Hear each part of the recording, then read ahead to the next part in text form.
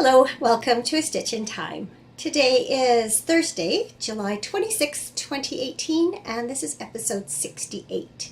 My name is Carol, and I'm known as Knits and Pearls on Ravelry.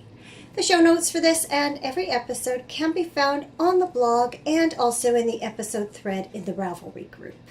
If you'd like to get in touch, you can do so via private message on Ravelry by leaving me a comment in the Ravelry group or by leaving me a comment on YouTube, and I'll do my best to get back to you within a day or two or three, depending. Hi everyone, thanks so much for joining me today. It is another hot day here in the Fraser Valley of British Columbia, Canada. I live about 60 miles or 100 kilometers east of Vancouver, and we're currently going through another heat wave.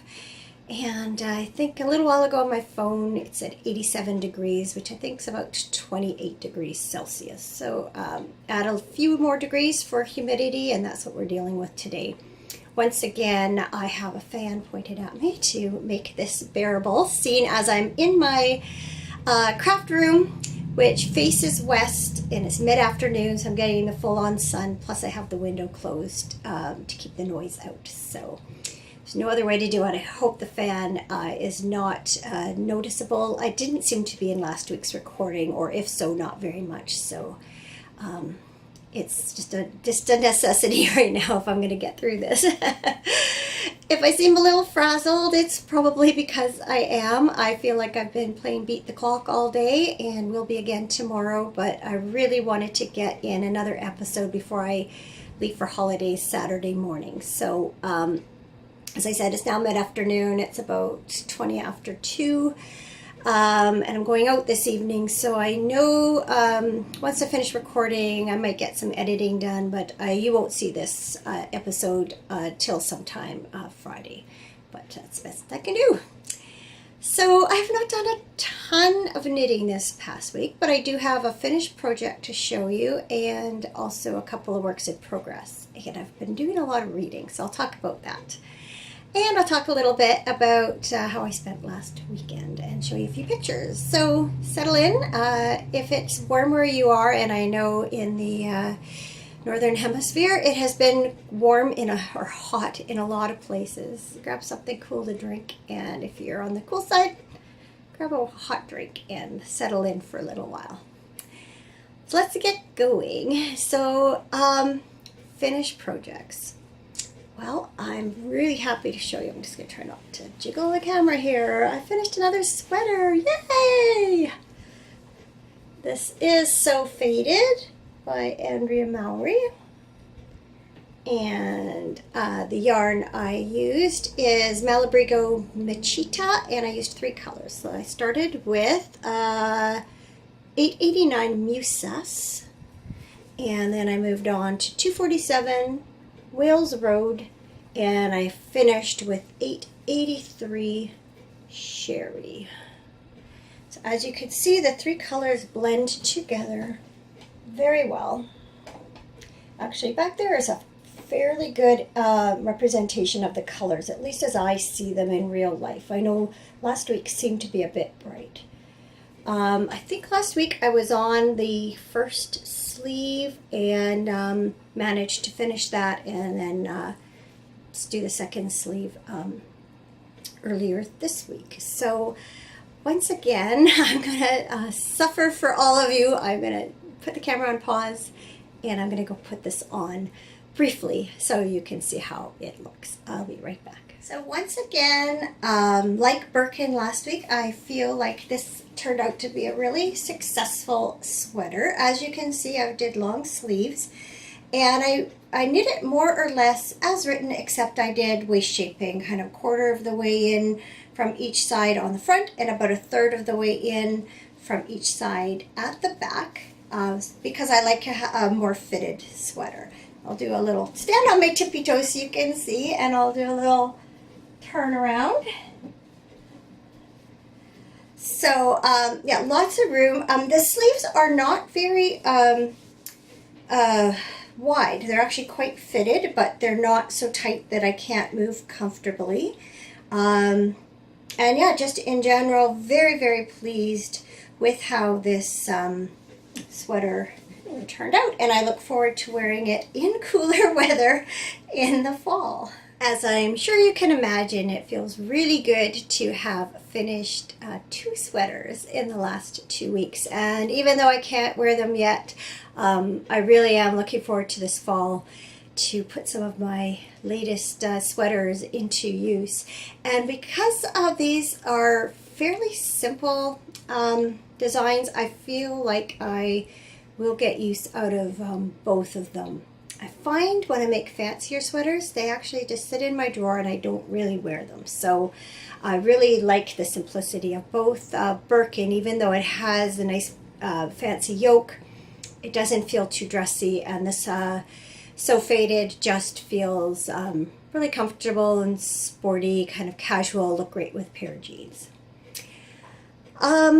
So also this week I did work on a couple of different pairs of socks. I showed this first sock to you last week. The yarn is West Yorkshire Spinners Signature 4-ply, and this is the Passion Fruit Cooler colorway. Last week I was calling it Cocktail.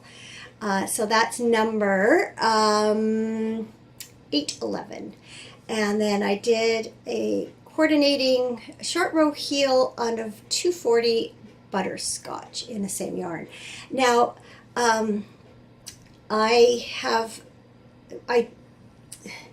with my Astrantia socks that I finished a couple weeks ago, that's the first time I had done a German short row on a sock before. And I've really liked German short rows. I've done them in sweaters and other things and really like that technique. But I've never tried it in a sock before. So I enjoyed learning how to do it in the Astrantia socks. And I kind of modified it a little bit as far as where it meets the, where the heel meets the gusset. I did it more like I'm used to doing my yarn over short row heel techniques. And I'm quite happy with it. So I think this might be my new go-to short row heel technique. I really like the line that it makes here. I think it's quite attractive. And even though I do still get a little bit on, it's always on this side for some reason, and I'm trying to figure out what it is. I think it's a stretched stitch or something. I always have a little bit of a hole or a little bit of a stretched stitch on that corner, but nothing I can't live with. And when I do wind the contrasting yarn, I always wind a little bit through that area to close it up a little bit more. But yeah, happy with those. And I've done this with the Vanilla Bean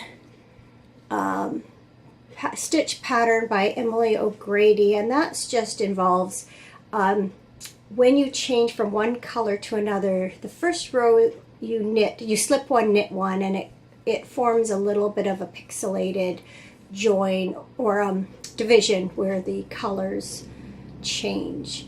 So because you need to pay a little bit of attention to that, I don't find this as these aren't as good for like knitting in the car. So I did cast on a pair of plain stockinette socks to work with while traveling. But I did finish these the other day, and I started my second one. So I'm a little bit into that. So these are great for, well, if we sit out and have, I've called them my happy hour socks, because a lot of times I work on them while we're sitting out on the deck having a glass of wine in the evening. Or TV's fine too. I just find them not as good for riding around in the car. And here's a look at the skein, or the yarn in the skein. And there's the West Yorkshire Spinners label. I feel like that might be catching the light. So actually the other socks that I cast on this week are also West Yorkshire Spinners, but this time I chose something much brighter. This is the Peacock colorway, which is 851.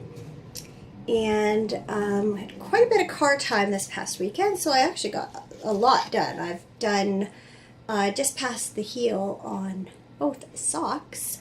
And what I used for the heel was a coordinating shade 333 Blue Raspberry, also West Yorkshire Spinners signature 4-ply yarn, and it perfectly matches this color. I'm going to bring this up a little bit closer so you maybe can see that better. Maybe flip them around. I'm not sure which side's better. So fun colors, as you can see, with the lime green and this kind of grass green. I guess I don't know what I'd call that. A couple shades of aqua or turquoise and this nice clear blue. So I have actually really enjoyed working on these. The colors are really fun. So yeah, that's that's it for my knitting this week. That's it. Oh, and I put those, I'm going to take these on my trip with me, and they are going in my Laura Ingalls Wilder bag. So I'm going to take that with me for my car projects. So what I am going to do, I don't think these socks are going to last that long because I've already done over half just in a weekend. So what I'm going to do is find at least one more skein of yarn and cast on some plain vanilla socks to work on in the car, because we're going to have some long days of travel, and I like to keep my hands busy. I'll be driving some of the time, but I suspect my sister will be driving most of the time. It's her car, and she likes driving more than I do, so I should have plenty of knitting time. Something else I was thinking that I might be able to do in the car is Helen Stewart just released her third shawl, I guess it is, in the Shawl Society 3 collection. It's called Wick, as you can see, and that's a reference to, oh, now I'm going to forget all the characters because that's just where my brain is today, but the young boy that comes and plays with the main character, he refers to some of the rose bushes as being wick, which means they still have green life in them, and I think that's a reference just to being alive. So you can see that Helen's picked some really fun, happy colors for this shawl. It is a sort of an elongated triangle from the looks of it.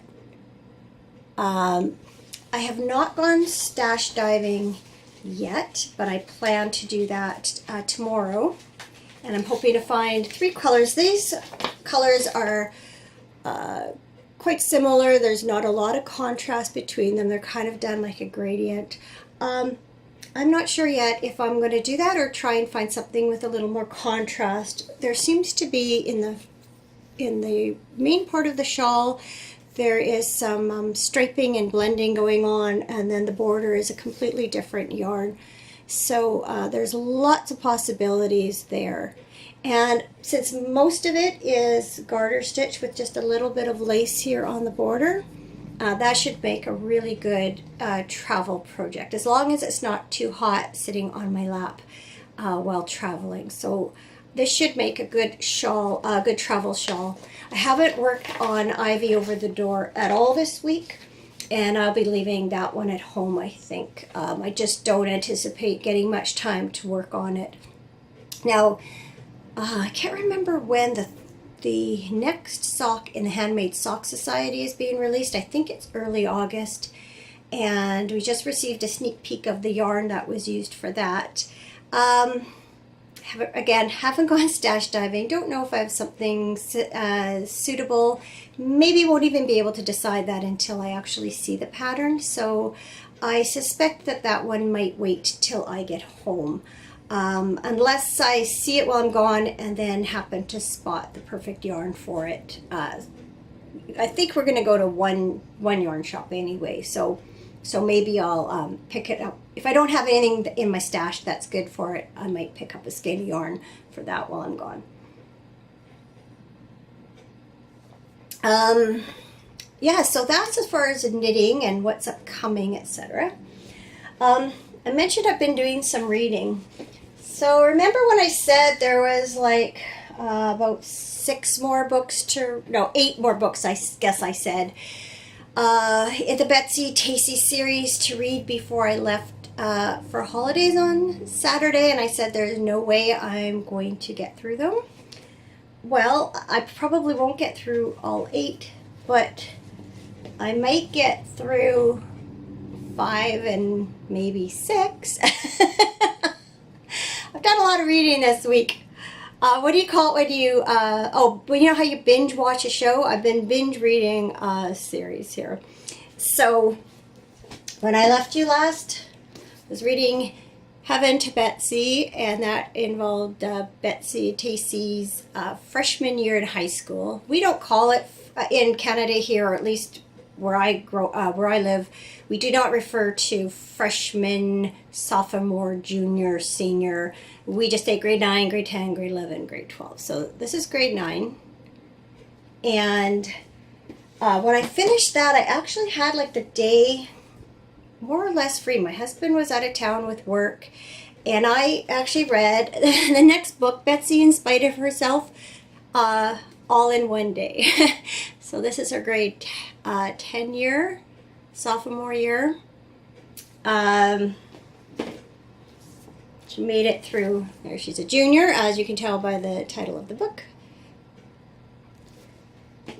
And in her senior year, Betsy finally gets to go with Joe, the boy who caught her eye way back at the beginning of her freshman year, grade 9, while she was on summer holidays. So they're made for each other, or so it seems, although they have, some ups and downs. But this book has a happy ending.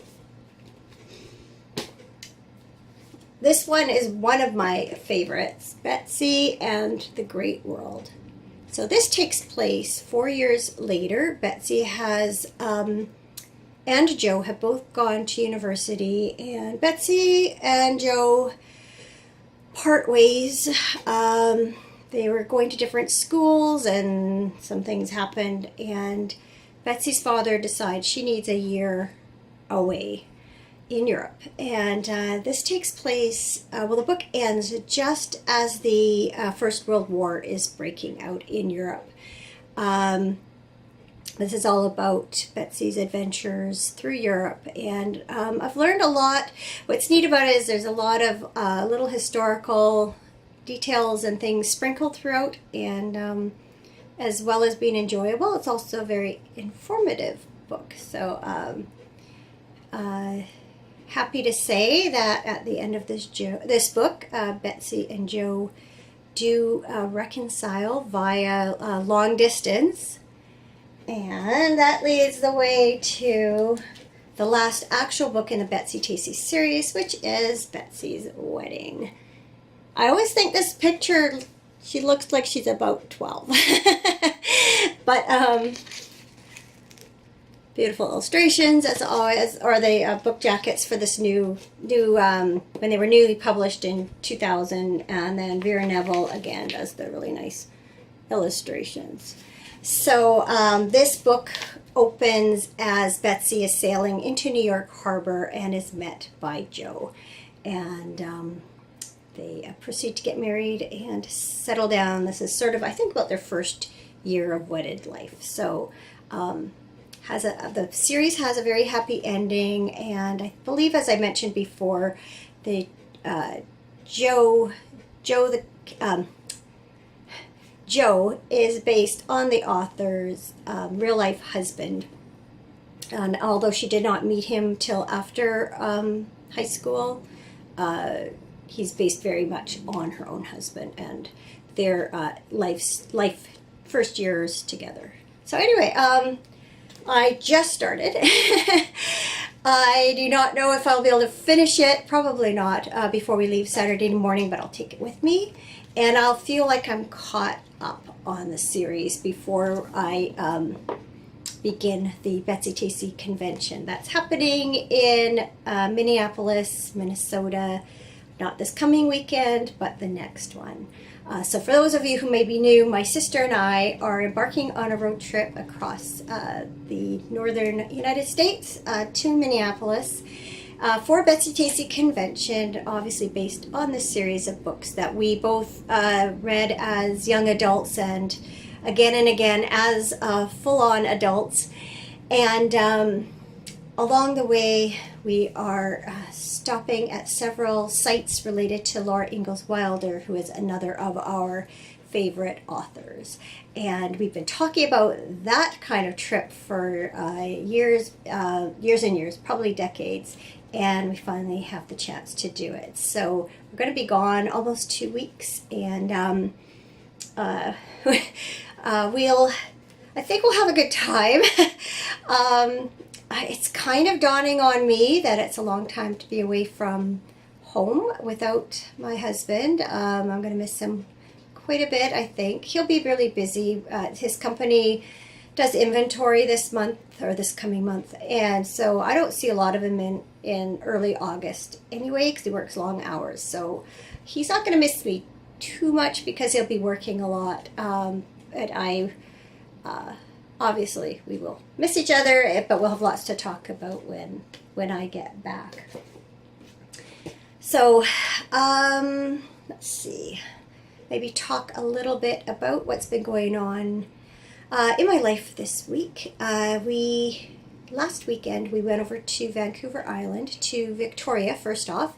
That is where my mother-in-law lives, and also one of my husband's brothers and his wife. So we spent a couple of nights with them, and on Saturday we took my mother-in-law, we went for a long drive up to Port Renfrew, which is kind of go across the bottom of Vancouver Island and up a little bit on the west coast.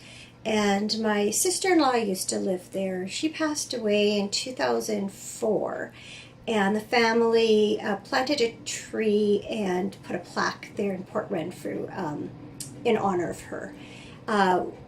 I know my mother-in-law has been driven up there a couple times already this year by my sister-in-law and brother-in-law, but we hadn't been there, Cameron and I, since figured out 2010. So 8 years. So we decided it would be a nice drive to take, and it was a gorgeous sunny day. So we went up and had lunch, visited the tree, and came home. And then we dropped her off at home, did a little bit of grocery shopping and stuff for her. Then picked her back up, and then took her down to my brother-in-law's place. And we had dinner all together, and then took her back home. So it was a long day, busy day. She's 93. She's definitely getting frailer. She doesn't hear very well, despite having hearing aids, which we're not convinced she actually puts batteries in, because it's going to be hard for her to hear us. I was sitting in the back seat of the car, and she didn't seem to hear anything that I said, and so my husband would repeat it to her in the front seat. Anyway, that's just the way it is. We just have to resign ourselves to it. She doesn't really like the hearing. She doesn't really like having hearing aids, and she, according to her, hears fine without them. We would all beg to differ, but what are you going to do? So then Sunday morning, my brother-in-law, sister-in-law, and Cameron and I went out for brunch, and then Cameron and I headed up island to Nanaimo, where we were going to stay a night. This coming Saturday is our anniversary, and since I'm leaving, I won't be here to celebrate with him, we decided to celebrate a week early. So we booked a hotel overlooking the harbor in Nanaimo, and went walking along the waterfront, and then had a really nice dinner. We didn't have a lot of time to spend the next morning because we had to get back in time for Cameron's last regular season ball game that evening, Monday evening. Plus it was our daughter Jessica's birthday, and we wanted to stop by her place to drop off her birthday gift. Unfortunately, we missed her birthday party on Sunday. She had people over for a barbecue, but of course we weren't there. So we took a little side trip as we went up island. We had been watching The Amazing Race Canada the week before, and some of that week's episode took place on Vancouver Island. And at the end of that leg of the race, when the contestants have to meet up with the host and arrive at the mat, just like they do in the US version. Our host's name is John Montgomery. He was an Olympian. Anyway, he was on this old railway trestle, which Cameron grew up on the island, but he wasn't aware of it. And we had sort of thrown around the idea, like, oh, it'd be neat to check that out one day. Well, as we were driving up island, we saw the sign for it. So we turned off the main highway, followed the signs, and checked it out. So we had to walk about 1.2 kilometers from the parking lot to the trestle, and then I think the trestle itself is about 800 meters long. Quite high up, I think they said 8 stories. I don't think there are any trains on Vancouver Island anymore, but it had been part of this ENN railway. And anyway, yeah, it was kind of a neat little side trip. It was beautiful, hot, sunny day. A little too hot, actually. We hadn't really planned to do this, so we weren't completely dressed for it. I just had a pair of sandals and a sundress on, and so not the best walking shoes, but made out okay. Other than all the dust, because our feet just got so dusty from the gravel or dirt path. And it was hot, so we sought out shade on either side of the path whenever we could. But other than that, it was really nice, kind of a fun thing to do. And then what we hadn't realized is that this past weekend, Nanaimo was hosting the bathtub races. Now, this is something Nanaimo has been known for quite a long time, but they hadn't been running the races, I think, for about 10 years. So while we got there too late to see any of that, we did spot one of the bathtubs across the street from our hotel in the back of a pickup. So I'll put a little picture in here of that.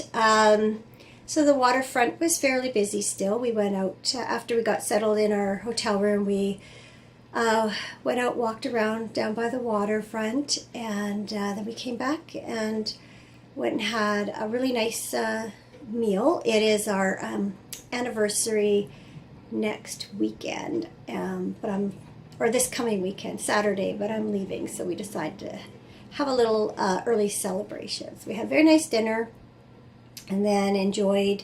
Our room was on the 11th floor overlooking the harbor, and so we've actually had this room before, and it has beautiful views, so we enjoyed watching it turn from afternoon to evening to twilight to nighttime. It was beautiful. And unfortunately, we didn't have a lot of time to spend there the next morning because we did have to get home for Cameron's ball game. But nice little getaway. Other than being quite hot, it was beautiful weather. At least it wasn't raining or anything. And the car has air conditioning. That helps a lot. So other than that, just this week's been spending a lot of my time getting ready to go away, trying to get some jobs done before I leave. This morning, first thing, I got out and weeded and trimmed and tidied up the front yard, the gardens in the front yard. They face west, so they're in the shade when I started, and I just tried to work behind the sun, or in front of the sun, I guess. Got where the sun was going to touch first, got those areas done first, and it actually wasn't too bad. A little bit dirty and sweaty by the time I was finished. It took me, I think, almost 3 hours, but feel good to get that out of the way before I leave, because I know if I leave it for another 2 weeks, it's just going to be even worse. As it was, I feel like I had just done it, but obviously I hadn't, and it was a lot of weeding that needed to be done. Our deck's coming along the last little bit by bit. We are having a bit of frustration.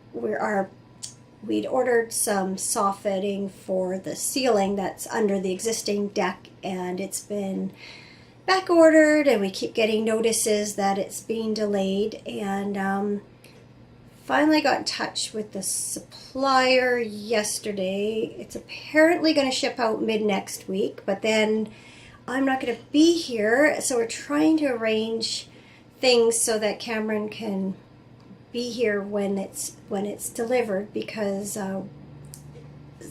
in one case, if it's a particular shipper, we're going to need to sign for it, and if it's the other shipper, they're just going to leave it on our front porch, which we really don't want, because anyone can walk off with it. So that's proving to be kind of a lesson in frustration, because apparently until it actually ships, we can't contact anyone to give them alternate contact information. Like, instead of getting hold of me via email and phone, etc., we would prefer that they do that to Cameron, but they won't change it now. Hopefully it all works out. First world problem. I know. I'm whining, but it's just a bit frustrating when you can't get straight answers from anybody. We're kind of waiting for our estimate from our landscaper. He's been really busy, I guess, and we had expected a quote, I guess about a week and a half ago, and we're still waiting. Cameron spoke to him today. He said, "Oh, I've been really busy. I'll have it to you by Saturday." And Cam said, "Well, Carol's going Saturday. Can you make it Friday so we can at least talk about it before she leaves?" So hopefully we'll have that information by tomorrow night and can at least make some decisions as far as that goes before I leave. So it's just all this last minute stuff that just adds to the usual going away stress of packing and stuff. Again, first world problem. I do know that.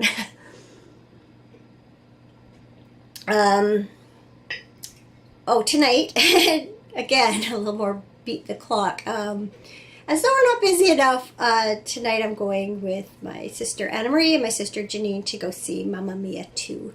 Janine and I in particular were huge ABBA fans when we were growing up, and we saw the first movie together, so it seemed like a good idea to go see it in the theater, because it's not quite the same, I think, on a small screen.